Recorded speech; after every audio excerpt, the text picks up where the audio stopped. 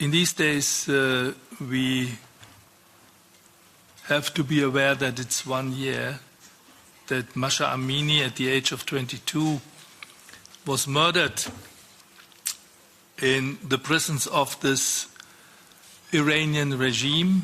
For what reason? For nothing. Because she was purely adjusting her veil. That showed the face, the brutal face of an illiberal regime and caused the Iranian society to engage itself in protests, taking the streets of Iran's towns and villages with the motto, "Women, Life, Freedom." We saw the reaction of a regime that couldn't handle democratic protests, that couldn't handle and was not willing to handle democratic freedoms, and reacted by the abuse of human rights. More than 500 people were killed, over 20,000 arrested, tortured, and maltreated by the security forces. Death sentences increased rapidly, were not only issued but also executed. The European Parliament and our subcommittee have reacted, of course, to that in several occasions. Already in October 22, we condemned the systematic violence. We had resolutions in January, in last March, calling on the European institutions to react rigidly to defend human rights. We were talking at the end of April in Geneva with the members of the independent international fact-finding mission established by the UN Human Rights Council and the UN Special Rapporteur, Mr. Rehman, whom we have the pleasure to hearing very soon here in our committee. We organized a full week with other committees and institutions in the European Parliament together of solidarity with the Iran people, and also organized exchanges of views on international level to support the initiative of the world's democratic family to defend freedom and democracy. Let me conclude with an eye on the recent ongoings in Iran, a regime that suppresses its people, poisons and kills its children, and take it as a symbol, hinders a father to visit the grave of his daughter, put him in prison because he wanted to visit the grave at 1 year's memory of the murdering of his daughter. A system like that is done. It has lost all the legitimacy that you need to keep up your government in a sustainable way. Not only legitimacy, that is finished, and let us also say, we know the day will come.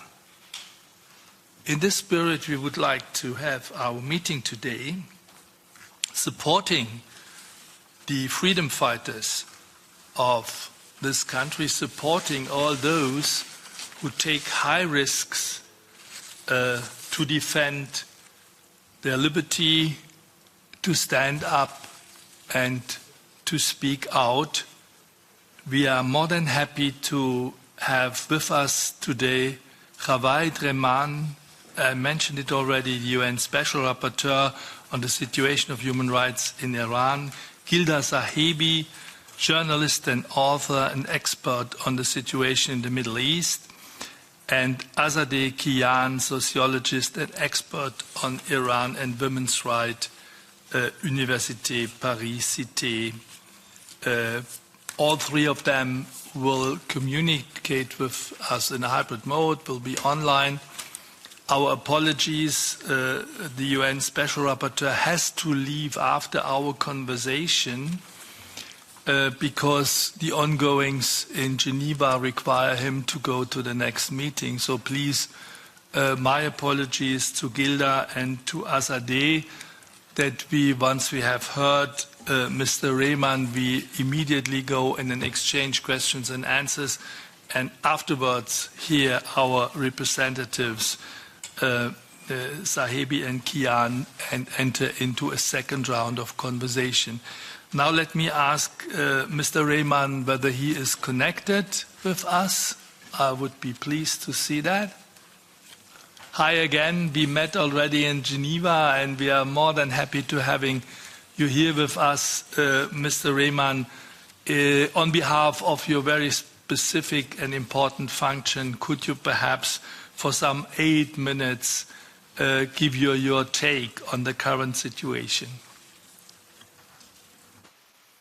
Thank you very much, Chair. Thank you for this generous invitation. I hope that I'm audible and I'm visible to all colleagues and participants in this very important meeting. I begin by thanking the European Parliament, the Subcommittee on Human Rights, for once again giving me an opportunity to speak directly to you. I'm very grateful, and I will make good use of the time that has been generously allocated to me by yourself.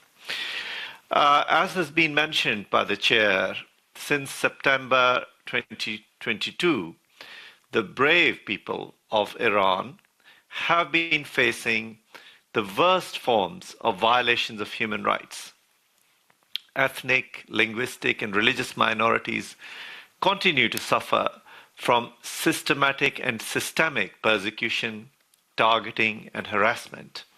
Women and girls of Iran are targeted with the most serious assault on their fundamental human rights and human dignity. The morality police, the cause of much detestation and aggravation, has lately been redeployed, with women and girls being confronted, detained, and harassed. These policies are intended to further violate women's rights and their dignity by attempt to enforce the hijab. As you're aware, the death in custody of the morality police of Jina Mahsa Amini on 16th of September 2022 unleashed one of the strongest waves of protests and civil unrest Iran has seen during the past 4 decades.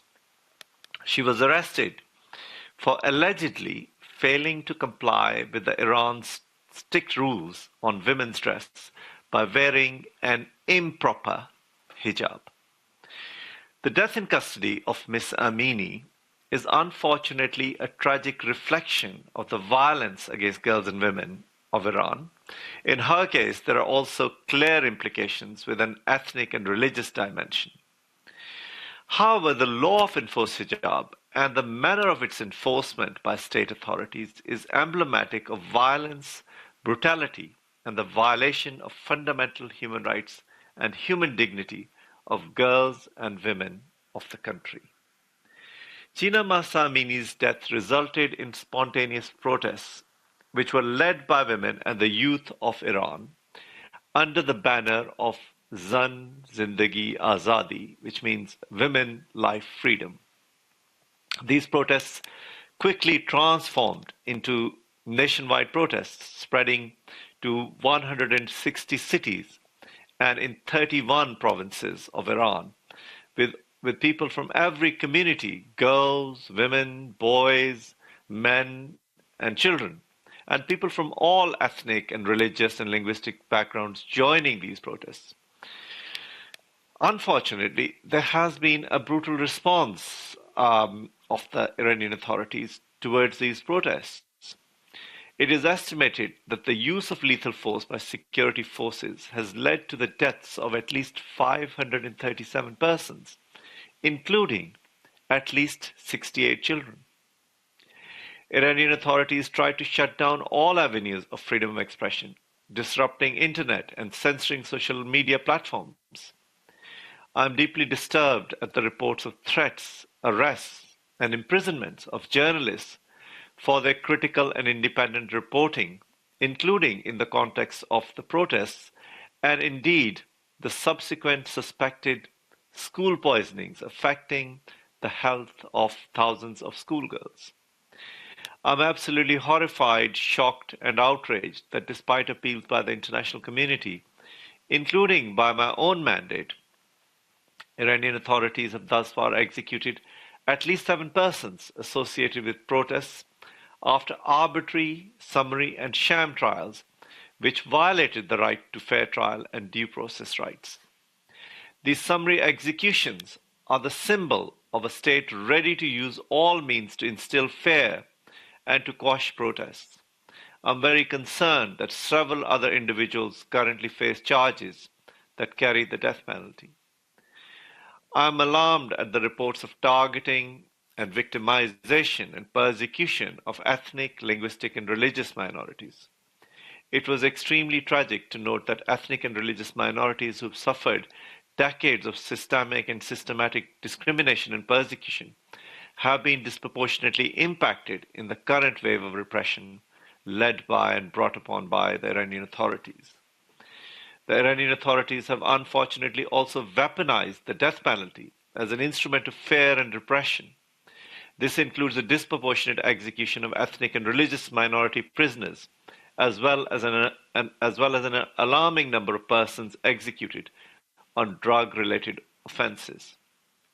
My report to the Human Rights Council last year in March, that is March 2022, and March 2023, have firmly established my conclusions that there is an absence of accountability for serious human rights violations and for crimes under international law within the political, constitutional, and legal system of Iran. In my view, the scale and gravity of the violations committed by the Iranian authorities, especially since the death of Ms. Amini, points to the possible commission of international crimes, notably the crimes against humanity of murder, imprisonment, and forced disappearances, torture, rape, and sexual violence and persecution. And so, what about any investigations and establishing accountability for serious violations of human rights in Iran? Unfortunately, as I pointed out, none of the investigations or attempts to establish accountability has taken place in the country. There has been a governmental failure to conduct any independent, impartial, and transparent investigations into the murderous acts, which includes the murder of Jina Mahsa Amini, but the over 500 persons, including children.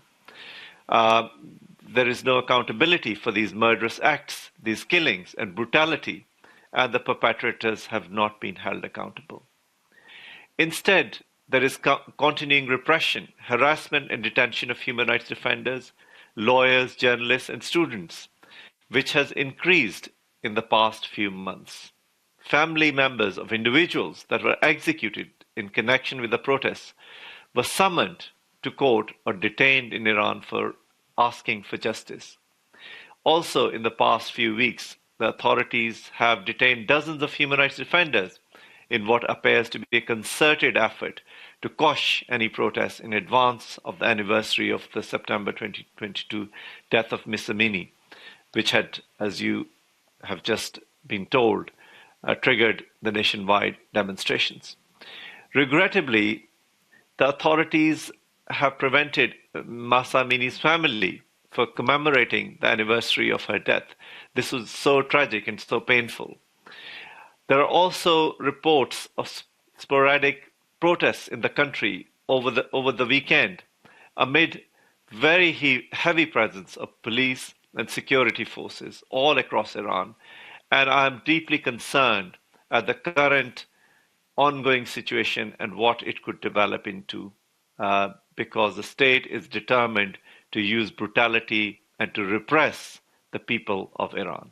I end here, and I would be happy to take any questions from you. Thank you very much. Thank you so much, Special Rapporteur, Mr. Rehman. We are now proceeding as follows. We will have one speaker per group. Go back to you for a response. We know that you have to see then the Human Rights Council, which you have to attend, and I will bring in Gilda and Azadeh to address us for further discussions. And our first speaker is David Lega for the PPE. Thank you so much, Chair, and thank you so much, Mr. Rehman, for taking the time to having this discussion with us today. I mean, it's extremely important that we don't forget or keep quiet about the situation 1 year after Ms. Amini was so brutally murdered by the regime, as you said, because she wore the hijab the wrong way.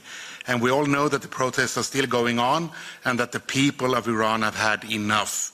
And I must say that I am appalled by the Iranian regime's ongoing crackdown on demonstrators in Iran who are fighting for their freedom and even for their lives. And we cannot forget, performing this crackdown by the Iranian regime is none other than the Iranian Revolutionary Guard Corps, or the IRGC. And this is the same group that I and others have called for a terrorist designation of during several occasions, and so has this Parliament repeatedly done. I think that it's, frankly speaking, almost hypocritical for the EU to say that we stand with the women of Iran, but then not designating the IRGC as terrorists. But my two questions to you are, do you see any problems having an Iranian regime representative chair of the UN Human Rights Council Social Forum in November this year, while the decision has been criticized by several countries, and also while the UNHRC is by themselves investigating the regime's violations? And also the final one, while searching around and preparing this, I couldn't find any UN statements or press releases regarding the IRGC's crackdown on the protests in the aftermath of the killing. Has the UN made any, and if not, why? Thank you so much. Thanks, David. For the S&D, Dietmar Köster. Thank you very much for your presentation. First of all, I would like to underline that this is a regime which is acting against its own citizens. There is no doubt about this. This regime is still doing a really cruel job. Still, the death penalty is put in place, and this regime committed crimes against humanity. And still, we have a lot of cases of public executions, and this is not acceptable for all civil and democratic societies. And they are committing, as you have mentioned already, human crimes. And so, for me, the question, what can we do to make those people accountable, what they are doing to oppress their own citizens? And for me, as my colleague David Lega has mentioned, we in the European Parliament are demanding that the Revolutionary Guard must be put on the terror list. I think this must be a clear signal. We demand this in the European Parliament, and I would like to know how you would assess this. And last but not least, we have to keep in mind that this regime is not only a misogynist regime, it is an anti-Semitic regime, and it wants to develop nuclear weapons with the goal to destroy Israel. And I would like to know how what your opinion is on this. Thank you. Thanks, Dietmar. Munir Satouri pour les Verts. Merci, Monsieur le Président. Thank you, Chairman. Thank you very much, Rapporteur, for your remarks. A year on from the assassination of Mahsa, the situation is still extremely complex in Iran. In August 2023, a former elite guard from the Guardian of the Revolution had been brought before the courts by 2 NGOs for torture. But he's now the president of the Iranian Paralympic Committee, and he actually obtained a visa to travel to France for the Olympic Games in 2024. How is this possible? It's totally unacceptable in my view. Are you in touch with the Council to ensure that that list of people in the sanctions from the EU for human rights violations is being updated? And I have a question on what we can do. The Greens here in this House had called on member states to step up when it came to opening the borders to people who were being persecuted. That's one way of supporting the movement in Iran. Do you share the view that the EU and the member states could be doing much more when it comes to providing protection and welcoming, as well as providing humanitarian visas to those who seek these visas from Iran? Thank you. Merci, Munir. Since all of our colleagues were questioning very, very disciplined, we can have a quick second round, a very quick second round. And the first is Janina Ochowska, and I see also Nacho for the S&D. Janina. Yes, thank you. I will be very short. My two precedent colleagues, they asked the same questions. What we can do, really, how we can change this situation, which influence we can have on the situation of Iranian women, girls, and Iranian people. Thank you. Thank you. Nacho, please. Yeah, I have a very simple question. Now we are having in many TV broadcasts a lot of programs about the anniversary of the holiday. And one of them, I think, is BBC. There was a portrayal of the resistance of the women to the bail, saying, I think it's more or less was the same word, there are more and more women not bailed on the street. What means that? This is kind of flexibility, is only the resistance? What is the policy? The same in big cities than in rural areas? Could you please have an insight in this situation? Thank you. Okay, so far, and now we go immediately back to Javaid Rehman, our UN Special Rapporteur, for a response to the questions from our colleagues. Yes, thank you, Chair. Now, I will try to be as precise and brief as is possible. Some very important questions have been raised. So let me first begin by saying on the issue of the women and girls on Iran. You see, what I say that what's happening in Iran is not simply discrimination or persecution of women and girls. It is effectively gender apartheid. You see, if you look at the policies and the way women are humiliated, degraded, and persecuted, we must make a point to say that this is unacceptable. All of us, all men and women of the world, people from all religions, including Muslim men and women, must regard this policy of enforced hijab unacceptable and call this form of repression of women in a country like Iran, but also Afghanistan. This kind of treatment must be established as gender apartheid. A related point is on the issue of, because women and girls in Iran have stood up in many parts of the country, effectively, this is a civil disobedience movement. The regime is making new laws, more repressive than ever before, but simply because the women and girls of Iran are so brave, they do not accept it anymore. So we have to support all of these brave women and girls in not following an unjust, unnatural, and repressive law.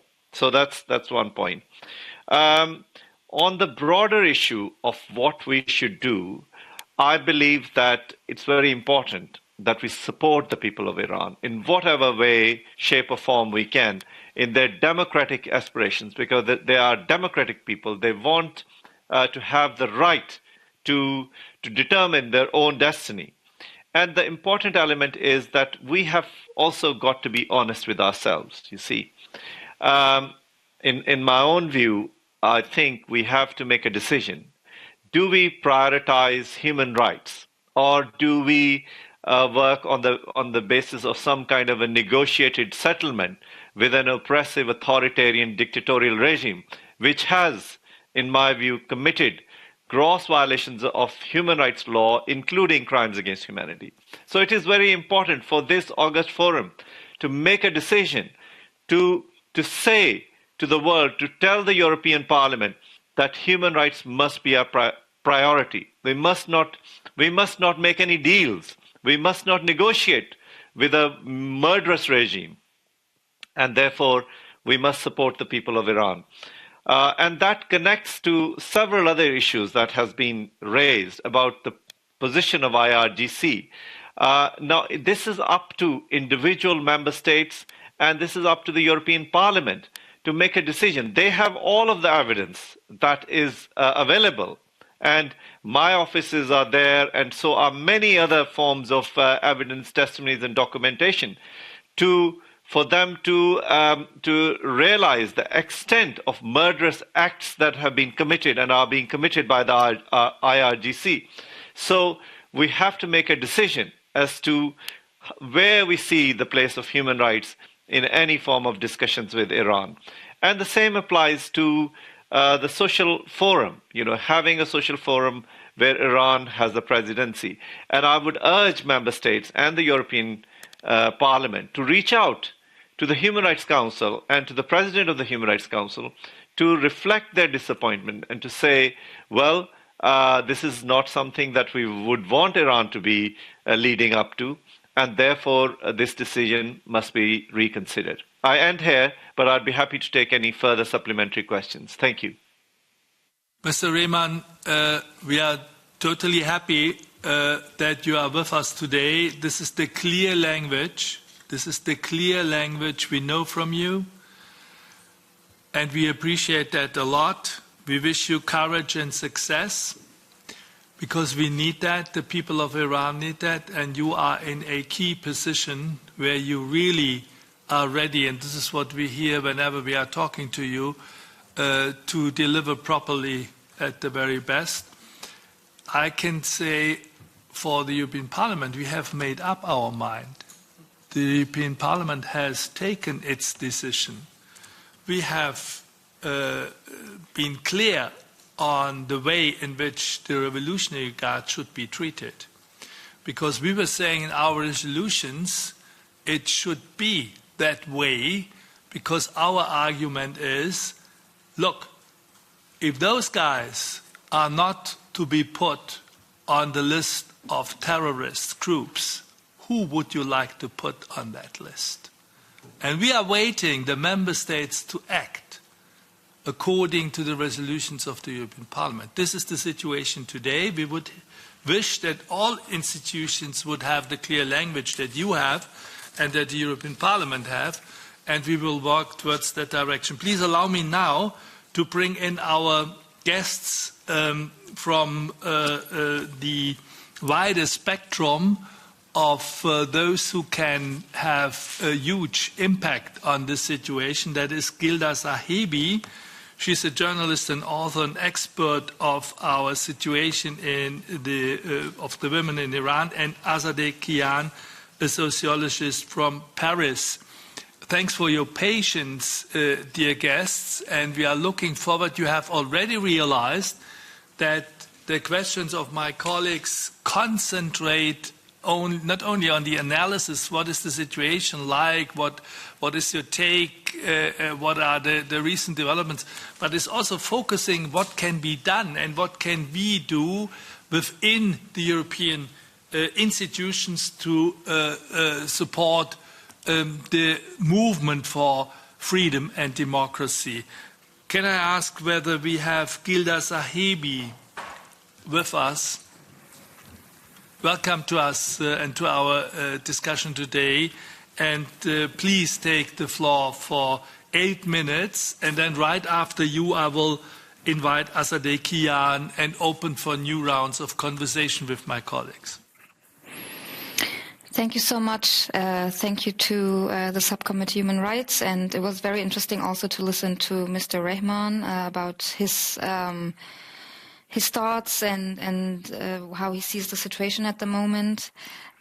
I would like to tell you a bit about the current situation, because I've been in touch with a lot of people in Iran in the past week, ahead of the protest, but also after. And then I would like to say some things about the politics, European politics. So what I can say from people in Iran right now, before the protests, there were some positive things and some negative things.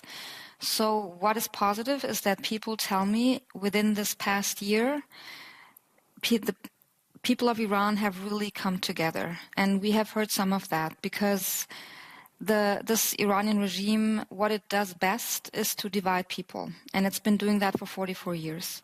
And in this past year, because Jina Mahsa Amini was Kurdish, and the ethnic minorities are and have been suppressed way more than even the rest of society and of the people. And there has never really been this feeling of we belong together, but this past year really has brought people together. They tell me that they walk on the streets and they smile at each other, people they don't know, because there is a feeling of the only chance that we have is if we walk together, if we fight together, and that is something that has changed. Something else that has changed in this past year is the position basically of women in this country, because women have been at the forefront of this protest. It's not only been women, it's been men. The LGBTIQ community has also gained a lot of visibility in this past year.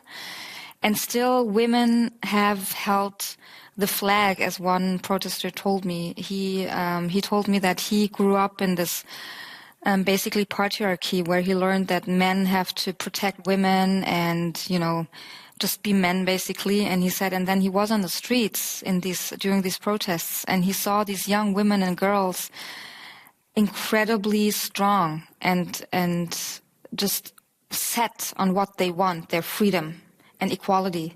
And he said, I realized the only thing that I can do is to support them, and they're the one who are leading us. And so one woman told me that she feels like women are more respected. And a lot of people in Iran have realized that the only way that this regime is going to fall is by women life freedom, because the hatred towards women, towards minorities, is the basis and the foundation of this government and of this regime. So the way to be free from this regime will be through the liberation of exactly these groups. And I think a lot of people have come to understand this. And this is the strength behind this movement. What has not been negative, and that's what I heard from all of them, everyone I talked to in the past couple of weeks, is the anger towards especially the West. One person, he had been in a torture cell in the fall, in one of these clandestine torture sites that are all around the country. And he told me, and he raised his voice, he was very emotional. He said, you people, you stood in the parliaments, you cut your hair, you talked and you talked. What have you actually done? And I did not have an answer, because, and I'm aware that the European Parliament, of course, has been way stronger in their demands, and I also think in their analysis towards what's happening in Iran. And yet, of course, it is the member states and the governments of the European countries that are going to determine how they act towards Iran. And one thing that is missing in this, in their policies, is unity. We see this very, very clearly when it comes to political prisoners, European political prisoners. So in the country where I'm based, in Germany, the government doesn't even call them political prisoners, and they don't publicly demand the release of them. There are at least 2 Germans in Iran in prison, German Iranians actually. And there have been prisoner swaps. The one terrorist who was sentenced to 20 years in prison in Belgium, he was freed for a Belgian citizen. And part of this deal were also Irish, French, and Danish citizens.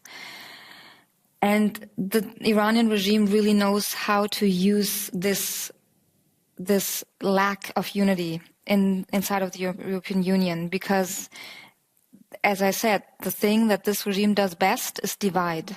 And the only chance also the European Union has is if they're united. And I think, as with all or many issues in the European Union, there are member states that do not care a lot about human rights, about justice, about a fair justice system, trials, accountability, everything that we heard that is missing in Iran. And what I think is that this is nothing that is going to change quickly, but I think the way the European Union has behaved and acted in this year of protest in Iran could be the chance to start to change this way of policies, of having policies, because, and we just heard it, and I just want to, I'm a political analyst, and I want to just make clear that I don't think what we just heard from Mr. Rehman, that we need to put human rights in the center of everything, is naive or not strategic. I think that's the only way that strategy works, because we've seen that in Russia, with Russia. If the European Union had reacted with sanctions in 2015 when Russia attacked Syria, in the same way that they are now attacking Ukraine, the chance of Russia doing that again in Ukraine, I think, would have been smaller. And I think if the European Union doesn't really start working on putting human rights in the center of every single policy, this whole situation is going to get worse and worse, and not only in Iran, but we see it in Iran now, because this is the kind of freedom movement and equality movement that politicians in the West, in the European Union, ask for in every speech that they give. There are people, and I talk to them every day, who know what equality is. They know what freedom is, and they know what democracy is, and they know that they, as every single other person on this planet, deserve that. And they are dying for this. I've talked to 17-year-olds, 18-year-olds who say, I am willing to die for the next generation to be free. And I don't think there is a stronger statement to make clear how serious these people are.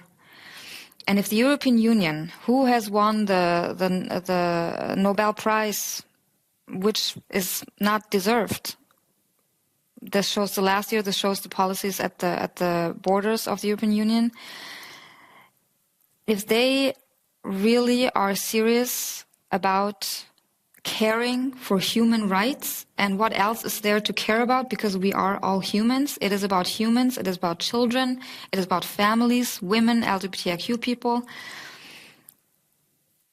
Then this is going to cause so many more problems for the rest of anything that is going to come. We see that in Ukraine, the global South. They tell us, our problems are not yours, but now your problems are supposed to be ours.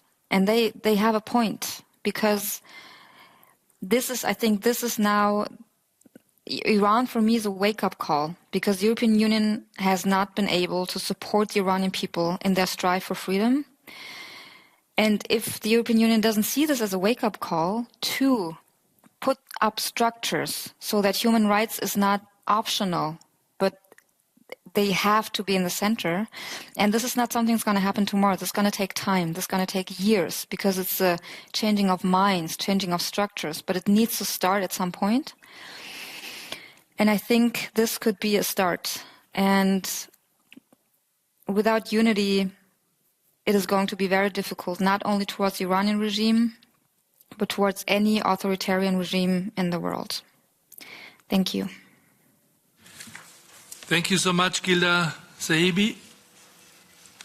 I would like to give you, colleagues, a technical information. Our next guest, Azadeh Kian, has some technical problems to be connected.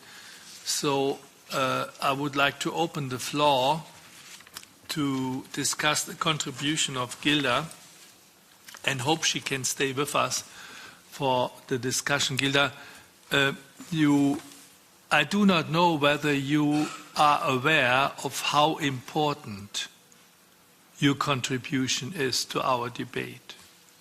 And we are serious, we, the Subcommittee of Human Rights, are extremely serious of your analysis and what you say, what you have to say, and what you underscore in your statement, the good and the bad. We heard both. And I'm pretty sure that we are ready to discussing that. My first question is from the PPE side. Who would like to take the floor? Please, Leopoldo. Thank you, Gilda, for your time and insight on this tragedy. My question is, in some of your words, you seem to have discovered some resentment towards the West for not being active enough, I would say, in this suffering of the people of Iran.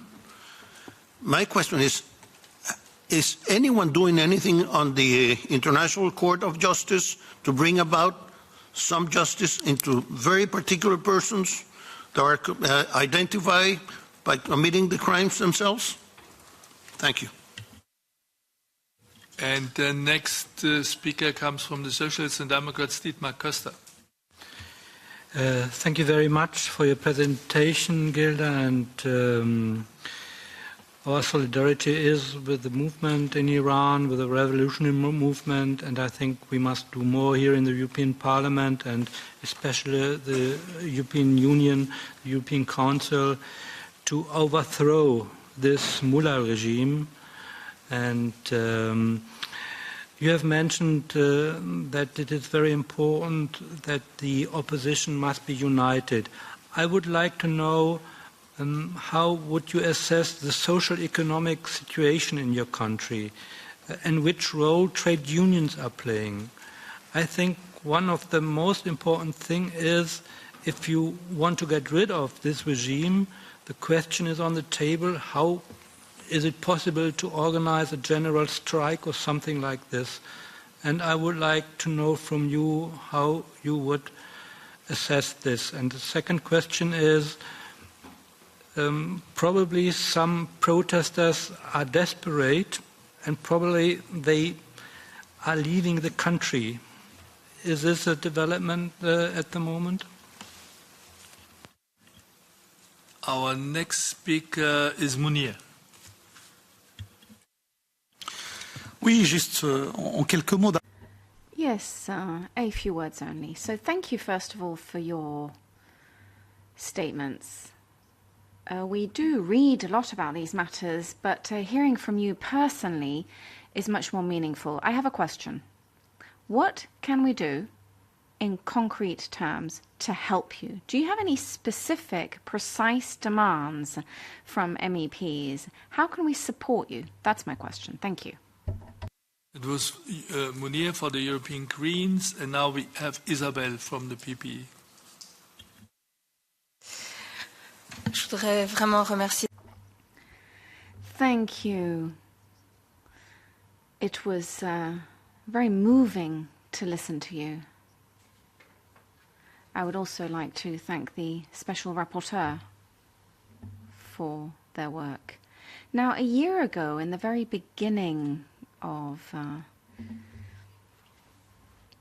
this occurrence, a colleague had said that she was hesitant as to what extent we should support action in this realm because of what had happened the time before. The results of former help had been murder, prison sentences, and the like, and we did not achieve the results that we had aimed for. And now we can see that the movement, as you have yourself described, is still very alive. And I think that is admirable. It is quite surprising, in fact, to see to what extent people can sacrifice so much to reach its aims.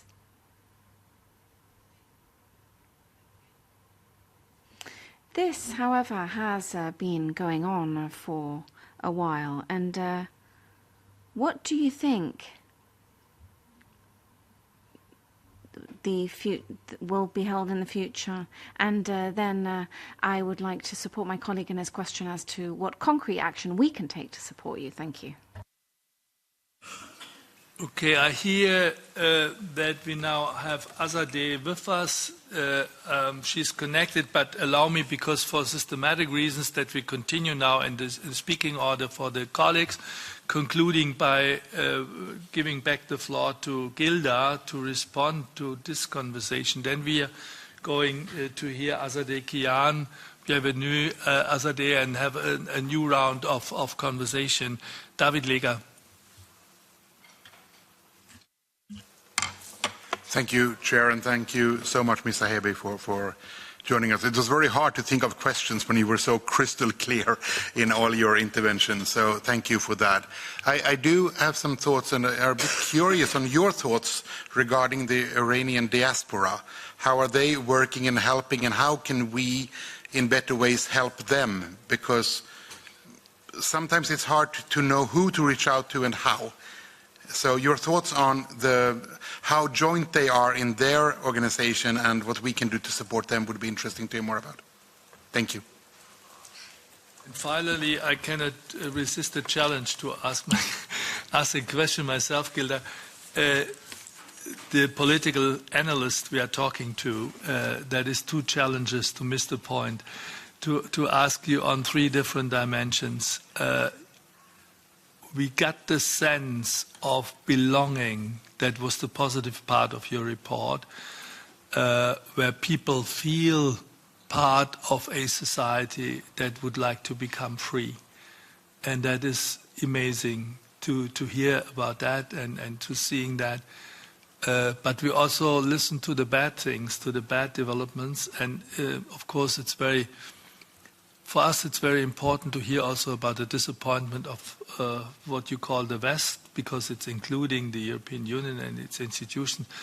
Let me, for that reason, and this is not an apology, this is not an excuse, because I immediately understand what you mean, and I know that you are right, and that those who say that are right in many, many respects. But on behalf of my colleagues, many of us here in the European Parliament, as well as in national parliaments, took the decision on a totally individual track to commit themselves to sponsorships for political prisoners in Iran. In my case, and that is the work of my colleagues in my office, we were happy enough to receive a tortured prisoner in Germany 3 days ago to become a new citizen of Germany. You have no idea how happy my team is, how happy all the other colleagues are who have similar successes. But this is not an answer, and this is not an excuse, because that goes without saying what everybody should do who has some influence. What we try, and let me also ask on the institutional and also on the strategic dimension of the accusation, what we try to do as a subcommittee of human rights, we try to maneuver the European Parliament, and we were quite successfully doing that because our resolutions are clear. We have a clear-cut majority to put the Revolution Guard on the terrorist list, and we have clear-cut positions not to doing the wrong compromises in dealing with the regime. But we lack, obviously, the consent of the member states, because the member states are not doing what they can do, and you mentioned that for a member state which you know very well. Me too. So the political question is, on the institutional layer, what can we do to promote a political discourse in our member states which enables us within the European institutions to be more clear, more decisive, more proactive in supporting those who are victims, but also who are so courageously demanding their freedom in Iran. And the last element, that is what we discussed on the occasion of Nacho Amor's annual report on the situation of human rights. Earlier to this point, today in the agenda, we see the reshuffling of power structures on the globe. We see the enlargement of the BRICS by members like the Iran, the Saudis and others, extremely human rights friendly regimes. Yeah? And we ask ourselves, how come that dedicated democracies like Brazil or like South Africa, who have suffered themselves from suppression, are lining up with these kind of countries for common interests, to form whatever they call it, a bloc or a group of interest, shared interests or whatever. And what do you think, as a political analyst, what do you think the European reaction will be? Of course, the Europeans will try institutionally to renegotiate with countries in reach to defend somehow what they think is about democracy and freedom, etc., etc. And here, your demand to put human rights in the center of everything, this is the conviction of our colleagues here in the Human Rights Subcommittee. We would subscribe immediately to what you are saying, but it's not too easy. It's not too easy to make it strategically key in the next 5 or 10 years, because this shifting power structure questions also the way, we will not give in 1 centimeter, but it questions also the way in which we talk about human rights, in which we try to implement human rights, and in which we fight for those who are our allies and most of the time victims in autocratic regimes. What is your take on that? Because it's too interesting what you are saying, so I like to question further. Thank you so much. Thank you so much for your question. I'm going to try to, because it's a lot of them, I'm going to try to go through all of them briefly.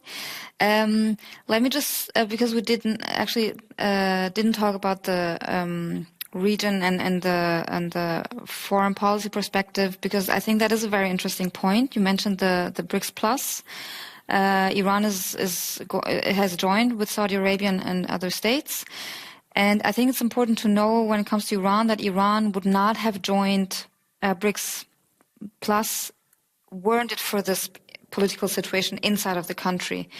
Because the Iranian regime has never been so shaken to their core in these 44 years. And that is very important to know. This is why they prepared so massively for this anniversary we had on Saturday. There were military all over the country, everywhere, and they will not be able to hold that up forever. So people are going to wait for the military to disappear, and then I think they're going to protest again. But I'm going to say a few words about the prospects. And also, you know that Saudi Arabia is #1 enemy to Iran, to the Iranian regime.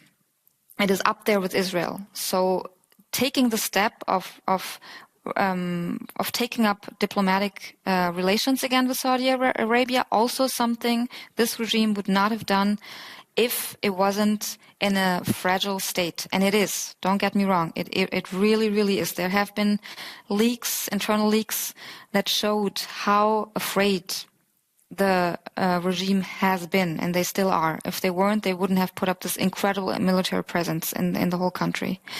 So this is something to know. So what the Iranian regime is scared of is that it's going to implode because, as you know, the people don't have weapons, so it's not going to happen that, there's going to be like a civil war and then the people win or the regime wins or whatever. That's not how it works. The only way for this regime, in my opinion, to fall is if its followers leave this government and this regime. They withdraw their support. I see it as like an onion, and you have the different layers of followers, and it's gonna have to dissolve. That's how it's gonna lose. That's how it's gonna fall. And that also goes to the question: what can we do? What can you do? I think because of this dynamics of having to see the regime basically implode, is putting attention on what is going on in Iran. And the European Parliament has been doing that a lot this past year. Because the only thing that's going to keep people from keep supporting this regime is their fear of being prosecuted or of even being killed at some point by its own people. Because people, and they say it's about 10 to 15% of the population, they support the regime because the regime gives them three things: money, power, and security. And when these three things are not given to them anymore, then they're not going to support them anymore. And this is what the regime is scared of. And what has changed in this past year is that we have finally looked into what has been happening in Iran for 44 years. Nothing of what has been happening in this past year is new. Amnesty International has given out yearly annual reports about exactly these same things that Mr. Rehman has been describing. But for the first time in the history of the Islamic Republic, we have seen the pictures of children that have been killed and raped, and women that have been imprisoned and beaten up. That was the first time, and that was the dangerous thing. So you mentioned the sponsorships, very, very important. We know that attention works. So the huge Iranian cyber army, they have a huge army, a cyber army. They spread out every day, and amongst other things, what they do is that they look which prisoner's name is floating out there. Is that prisoner getting attention? Do people protect him? If this prisoner is named, if we have pictures of this prisoner, then it is more likely for him to be treated better and to survive. So sponsorships are very, very important. Attention is very important to name the crimes, because the lack of accountability that we've talked about before is crucial for these people in the regime. And also, this regime is not North Korea. So, because there has been a very long tradition of people, and also inside the regime, traveling to the West, to North America, to Europe, because they have family ties. They have friends who live, Iranians, that live all around the world. And so the regime itself will never cut ties like, for instance, North Korea. So this is where the European Union has an angle. They want to keep up ties. They do go to Russia. They do go to China because they have to, because they will not survive without these two countries. But it is important to not underestimate the effect that the European Union can have. And at the same time, I want to say that, and I mentioned that, and that it is not, and I think you know that, of course, but it is not the task of the West to teach other countries democracy and and export democracy. We saw that in Iraq, that it goes horribly wrong, and in Afghanistan, because these people know themselves. They don't need to learn anything. They know sometimes even better than us when I look at at right-wing parties in all across Europe and also in the European Parliament. So I think what's important is when we look at dictatorships all around the world, authoritarian regimes, and the global South in general. You mentioned Brazil or South Africa. That we need to deal with them not in a way that, we give you something and then you give us something back, but in a way that we are aware that we live in a world that is intertwined, that is interdependent. And I think Europe has not understood that yet. I see that in the media, I see that in politics, and I think if we get to a point where this is more understanding of that we are connected, and not only because we were scared of refugees, but because we know that we will only be free if everyone is free, then I think this whole dynamic between the global north and the global south will change. And I think that's about the discourse, Iranian diaspora. So I think some of you probably have experienced that yourselves, maybe, that they are not exactly very united. And still what I've seen, at least in Germany, and I think in many states in Europe, is that incredible, many activists have been doing incredible work. They have founded Women Life Freedom Collectives all around the continent. And I think just to give them a platform, to let them speak, to let them be the voice of the people in Iran, I think that is very, very important because, as I said, attention. And the Islamic Republic is a very special case when it comes to that. It doesn't work with Russia, for instance, but with the Iranian regime, yes. They want to commit their crimes in darkness. And once we shed light, they are seen, and that changes things. And then you asked about unions. That is also very, very, very important because, of course, unions are forbidden in the Islamic Republic, but they exist, and they are very agile.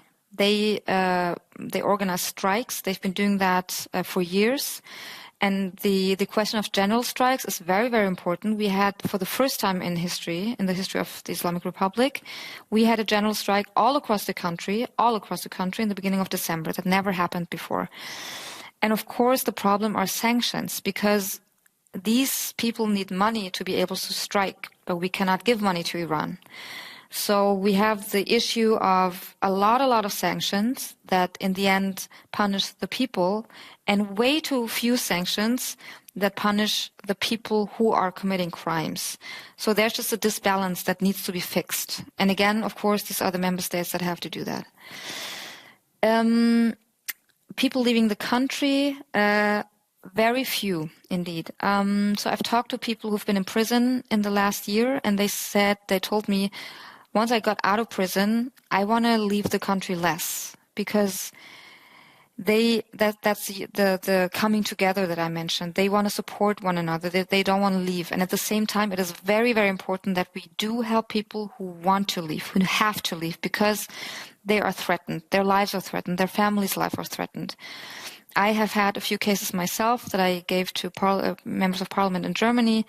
If you have any chance to help, please do, because they are in danger. They do need to get out. It's a minority. I don't think there will ever be a flood of refugees from Iran. It's just not something that they want to do, because from what I've observed, they want to stay and they want to be free in their own country. And to end with, how is it going to go on? As I mentioned, I think the people are going to wait until the regime does not expect more protests, because they were expecting it for their anniversary, and that's why people tried to protest, but it was just impossible. A friend of mine in Isfahan told me it's like a war zone. There's no way of walking even around. I'm convinced that this regime is going to fall. I have no idea how long it's going to take. I think it is absolutely impossible for a government to only govern with violence forever. I think it's impossible for a government to govern against 85 to 90 people of their population. And yet, they have all the weapons. They have all the power. And so they will kill until their last breath. And I think it is going to take longer than we would hope for, and certainly the Iranian people would hope for. Thank you so much, Gilda, for this rich conversation. I will now invite Azadeh Kian to join us for the last round. But Gilda, if you would like to stay in this conversation, we appreciate. In any case, we would like to stay in touch. I could say that for all the colleagues here in the Human Rights Subcommittee of the European Parliament, there will be occasions to continue our conversation. Welcome, Azadeh Kian, sociologist and expert on Iran and women's rights, Université Paris Cité. You have the floor for some 8 minutes.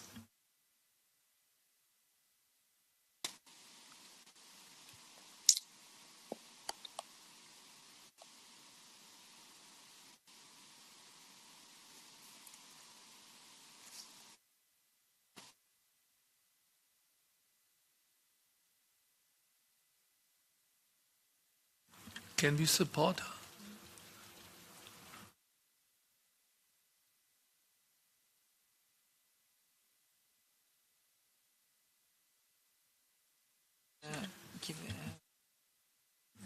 Let me give the floor again to Azadeh Kian from the University of Paris Cité. Can you hear us?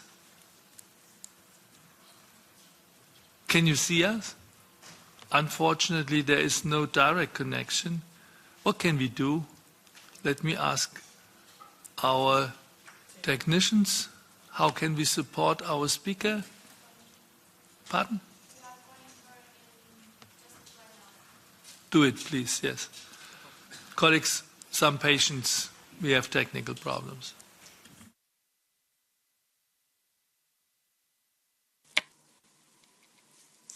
I can hear now. Are you with us now? Yes? Could you say something? Yes. Yes, hi. Good afternoon. Perfect. We are waiting for your contribution. Thanks for being with us today. And you have heard we are on the situation in Iran. We are on the situation 1 year after the murder that has shaken Iranian society and the whole world. Please address us, and then we enter into a discussion. Yes. Actually, sorry, I had a conference here and couldn't hear Javaid Rehman and only parts of Gilda Sahebi's answers to her questions, but I very much agree with her. So let me just begin by saying that maybe I should speak in French for a change, that le mouvement, en fait, l'année dernière, Last year, I'm afraid the sound is cutting in and out. The movement started last year with the murder of Mahsa Amini. I'm afraid the sound is cutting in and out.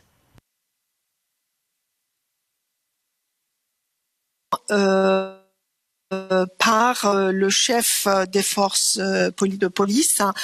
Dans les deux cas, on était face à deux jeunes femmes qui également appartenaient aux minorités ethniques et religieuses du pays, parce que les deux étaient sunnites et le sont. Donc, ce que je veux dire par là, c'est que c'est la première fois ce qui s'est passé en Iran. Vous savez, l'Iran a eu énormément mouvements sociaux par le passé, mais pour la première fois depuis les plusieurs décennies en tout cas, c'est la première fois que ce mouvement a réuni en son sein à la fois les hommes, mais également les femmes. Le mouvement est initié par les femmes, mais également les minorités ethniques et religieuses ensemble. Eh bien, il et elle ont demandé le... Wait 1 second, because we lost the translation for those colleagues who are not able to follow in French. Is it perhaps an idea? No, then we do not have any translation if you shut down the pictures. Can we do anything on the visual connection? Because as I said at the beginning of our meeting, our interpreters are not able to translate anything where they do not have depicts properly suitable to read also the lips. Can we do and work something on that? Otherwise, we decide to follow in French. Could you make so that we get you?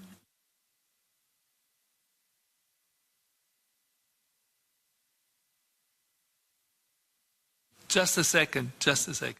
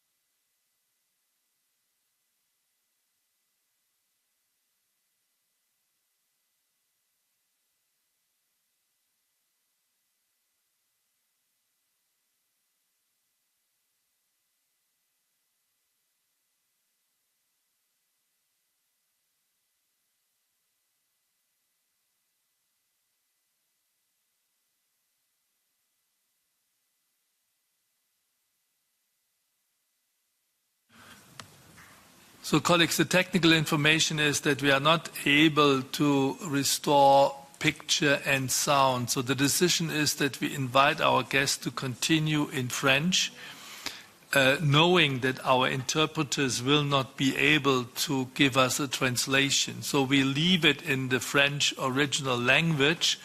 Those who are happy with that are able then to comment and to communicate, but we have to close anyhow in some 15 minutes. So let us finalize that as good as we can. And thank already Azadeh Kian for being with us against all odds, against all technical problems that we would like to overcome.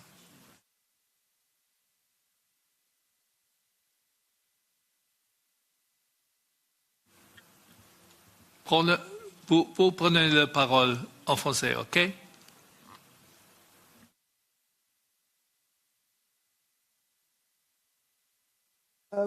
Ajouter juste quelques éléments, en particulier dans les questions que j'ai entendues poser à Madame Sahebi. Je voudrais dire qu'il y a encore énormément de possibilités pour faire pression sur le régime islamique d'Iran de la part des pays occidentaux, y compris l'Europe, parce que on le sait, je suis d'accord avec elle, raison pour laquelle je ne vais pas reprendre les arguments, puisque on sait que la majorité écrasante de la population iranienne ne veut plus de ce régime, même si tout le monde ne descend pas dans la rue. C'est à mon avis du fait si tout le monde ne manifeste pas et ne prend pas le risque de se faire tuer, c'est aussi parce qu'il n'y a pas pour l'instant une alternative politique encore considérée comme viable et fiable par la majorité de la population. Mais cette population s'est montrée contre ce régime. Vous n'êtes pas sans savoir qu'il y a eu aussi des sondages en Iran même l'année dernière qui le montraient et le soulèvement de l'année dernière a été considéré comme la menace la plus importante au régime. Et encore récemment, le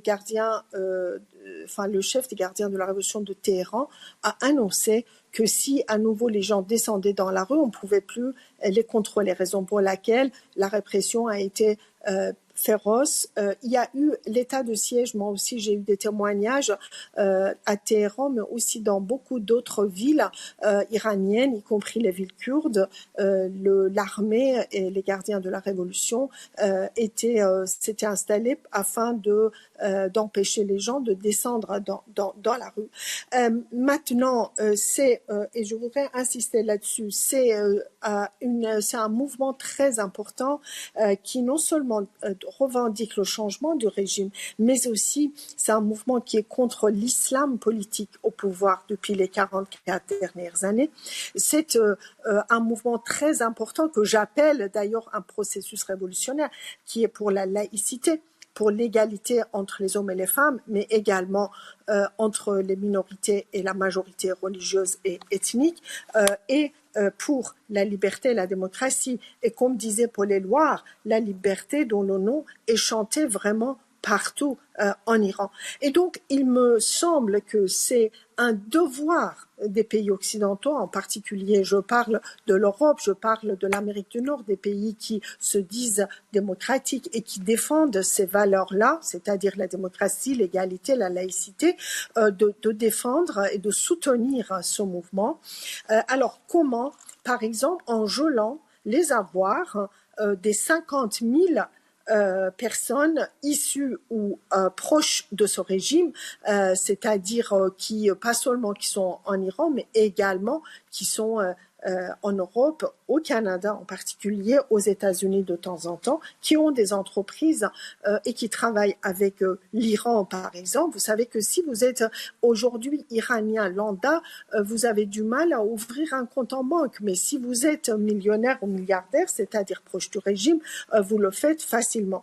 Donc, pourquoi est-ce que vous ne pouvez pas, enfin, les pays occidentaux ne veulent pas geler les avoirs de ces gens-là en Europe et donc aux États-Unis. Ça, c'est une façon de faire pression sur ce régime. Une autre façon de faire pression, c'est justement c'est ce qui a été fait par rapport à la Commission des femmes des Nations Unies lorsque, fort heureusement, le régime islamique a été exclu de la Commission des femmes des Nations Unies. Il faut exclure le régime des commissions des droits humains, commission de la défense des droits de l'enfant, etc., parce que c'est être membre de ces commissions par le régime islamique est vraiment, c'est contre nature. Et donc ça, c'est quelque chose que, comme on l'a pu voir pour la Commission des femmes, les démocraties occidentales peuvent le faire à condition d'être unies dans leur volonté. Je pense qu'il n'y a pas de volonté politique à l'heure actuelle réellement de soutenir la société iranienne et la volonté de cette société parce que l'Iran est, vous le savez, le premier pays qui a emmené un régime islamique au pouvoir en 1979 et ce qui se passe aujourd'hui en Iran, c'est la première tentative mondiale d'aller à l'encontre de l'islam politique et bien évidemment les retombées seront à mon sens non seulement régionales mais également pourquoi pas internationales et donc raison pour laquelle encore une fois c'est un devoir pour moi de soutenir la société iranienne à travers les mesures à la disposition d'une partie de la communauté internationale. Voilà, je m'arrête là, je suis absolument désolée, comme je dois partir, je préfère pouvoir répondre à quelques questions. Merci. Many thanks for your energy that you were staying with us, Azadeh Kian, against all technical problems. We heard you and we heard that you have confirmed the observations of Gilda Sahebi, but you also raised the question, how can we more and more put pressure on the regime by using our economic relations, by using our political and diplomatic influence, and by also not only working on the European institutions, but also on the framework of the United Nations to come to consequences for the regime, to, by doing so, also to enlarge the space of freedom and the conditions for the fight in Iran. We also know that you have to rush forward because you have to catch a train. So I would like to ask my colleagues to be very, very brief. Bernard, I see, is the first colleague who would like to raise a comment or a question.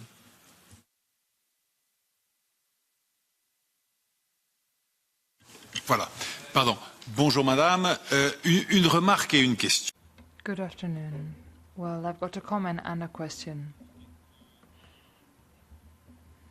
My comment is that, including during the Cold War, when Western countries were putting huge pressure on communist countries, not just the USSR but also Central Europe, well, it never came down to external pressure to get rid of these regimes and bring them down. It was the social movements within these countries and the brutal degradation of the economic situation with regard to the USSR that brought it to its end. Now on to my question. When we see photos of the streets of Tehran today, it appears quite frequent to see young women, or indeed women of any age, to be walking along the street without a headscarf on. Now, as far as you're aware, are there many women who do this? And what happens to them if they make this choice? Are they arrested? Are they harassed? Or both? Could you tell us a little bit more about that? With an eye on your timetable, we leave it like that and hope you have still a couple of minutes to respond to our Vice President, Bernard Guetta. The floor is yours. Yes, thank you very much. Merci beaucoup Bernard Guetta de ces questions. Premièrement, l'Iran n'est pas l'ex-Union soviétique ni les pays de l'Est. L'Iran est un pays rentier qui a besoin de vendre son pétrole, son gaz, qui est un pays qui n'est pas comme, d'ailleurs, ça a été dit, ça n'est pas la Corée du Nord non plus. C'est un pays qui a besoin aussi de vendre des choses, d'importer des choses, et voir aussi des investissements importants. Et on voit que les relations avec la Russie ne satisfont absolument pas ce besoin de l'Iran, ni même avec la Chine, puisque même s'il est vrai que la Chine achète le pétrole iranien, mais il l'achète à un bas prix, d'une part, et d'autre part, les Chinois ont refusé d'investir massivement dans le pays, alors même qu'il y a plusieurs années de ça, sous la présidence de Rouhani, il y a un contrat de 25 ans qui a été signé entre l'Iran et la Chine, et les Chinois étaient censés investir en Iran. Ils ne le font pas parce que les sanctions américaines existent toujours et continuent toujours, et les Chinois ne peuvent pas prendre ce risque. Donc, ce que je veux dire par là, c'est que le régime islamique d'Iran a besoin quand même d'avoir des relations avec l'Occident, l'Europe et les États-Unis et le Canada, etc., compris. Et donc, non, il ne s'agit pas pour moi de dire qu'il revient aux pays occidentaux de faire tomber le régime, mais le soutien à ces luttes en Iran, soutien politique, soutien diplomatique, sont absolument importants. Et donc, d'ailleurs, on voit que les Iraniens de l'Iran sont assez, comme d'ailleurs ça a été dit, déçus de ce comportement, que sous prétexte qu'on ne veut pas être accusé d'eux, donc on ne fait pas grand-chose. D'une part. D'autre part, en ce qui concerne la question du voile, oui, à Téhéran en particulier, mais aussi dans plusieurs grandes villes, il y a de plus en plus de femmes, et pas que des jeunes femmes, qui refusent de porter le voile et qui, pour l'instant, en tout cas, ne le portent pas, et leur nombre est en augmentation si je le compare avec, par exemple, le nombre des femmes qui ne portaient pas le voile l'année dernière. Néanmoins, la loi actuellement en vigueur en Iran permet aux forces de police de les arrêter, de les emprisonner et de les condamner aussi à de fortes amendes. Leurs voitures, par exemple, sont confisquées pour celles qui conduisent sans voile. Si elles travaillent, elles risquent de perdre leur emploi. Si elles sont commerçantes ou auto-entrepreneurs, elles risquent effectivement de voir leur commerce fermé, etc. Donc il y a tout un tas de pressions de cette sorte. Mais ce qui est très dangereux, c'est une loi en voie de préparation qui peut même condamner à mort des femmes récidivistes qui aussi propageraient le dévoilement. Donc on constate effectivement l'importance cruciale du voile pour ce régime, pour à la fois contenter sa base ultra conservatrice, mais également parce que reste-t-il de l'islamique avec ce régime, si ce n'est que ces préceptes vestimentaires imposés à la population et en particulier aux femmes. Donc on en est là, mais on constate qu'avec beaucoup de courage, vous le savez, les Iraniennes refusent de se soumettre à ce diktat, quitte à se faire emprisonner. On a vu plusieurs d'ailleurs femmes et jeunes femmes emprisonnées pour n'avoir pas porté le voile, et dès qu'elles sortent de la prison, mais tout de suite elles se prennent en photo et elles le mettent sur les réseaux sociaux sans voile. Donc je pense qu'effectivement les luttes des Iraniennes contre ce symbole idéologique et politique du régime, c'est une lutte aussi contre, bien sûr, comme je l'ai dit précédemment, contre l'islam politique au pouvoir. Un grand merci, Professor Kian, for being with us today, and all the best for your work. We would like to stay in touch with you. Unfortunately, we think the issue is not leaving us tomorrow morning, so that we have to continue in our dialogue. All the best, and thanks for being with us again. Let me bring in the External Action Service that I got to know is Mr. Romano, if that is correct. Correct. Wonderful. No mistakes so far. Please take the floor for a couple of minutes.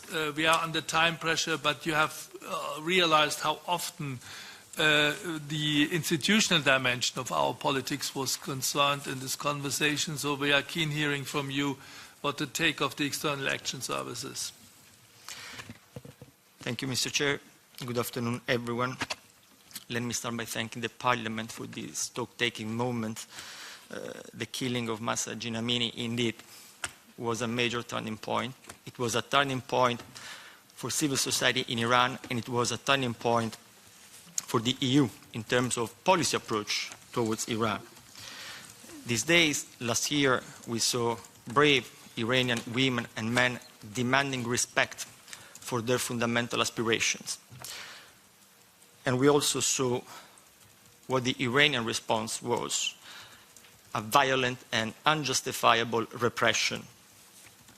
Today, the situation on the ground remains difficult.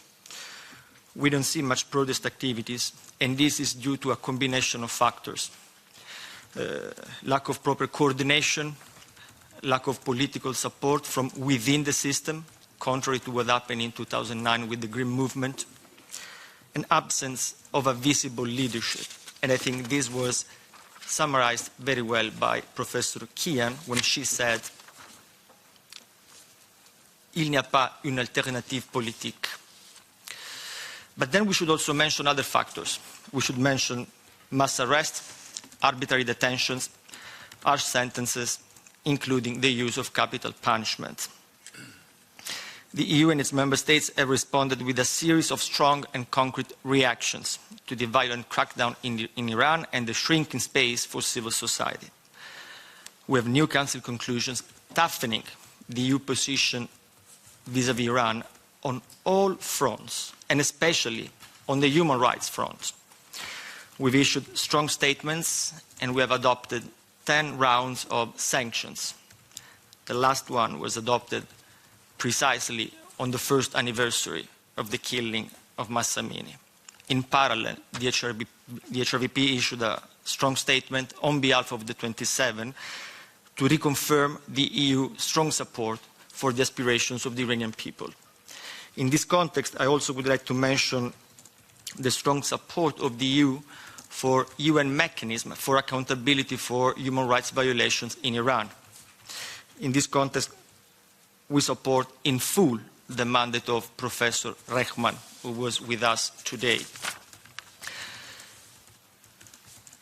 As the HRVP has said on many occasions, the EU will continue to use its diplomatic channels with Iran and will continue to use all other options at its disposal, including restrictive measures, meaning sanctions, to push for tangible improvements in the human rights situation in Iran. This approach, supported by all member states, is to be seen in the context of our policy of critical engagement with Iran, outlined in the Council conclusion adopted last year in December. Thank you for your attention. I stop here. Thank you for being with us and leaving us with this comment. Be assured that the European Parliament will continue to be engaged with the situation in Iran, and also we are part of the same debate. I think you can feel that members of Parliament, not only our guests, but also members of Parliament, feel impatient about what our guests call the reaction of the West, and that we are urging institutions, especially our member states, to be more tough and to commit themselves for rigid and challenging reaction on the regime, and that we do not find our peace with a status quo situation where people are suffering, people who are fighting for their justified demands for freedom and democracy. Thanks for being with us. Also, we are going to stay in touch and continue our dialogue. I would like now to go and move forward.